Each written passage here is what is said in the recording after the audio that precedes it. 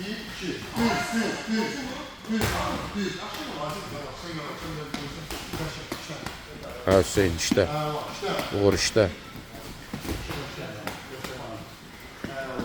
Bak Mehmet, əlini bək tutuşu, ay Mehmet. Bak, əlini bək tutuşu, əlini o güzəldə duranın üstüne gelip burnunu ağrıtmaz. Gelin buraya gel. Birimize yakın gelin. Yer soğuk. İşte. Eşek, sen işte. Başını da sıkma. Gözünü yumma. Əlini üstü tutuşu. Ağız var, eşek. Merhaba, girdin. İşte.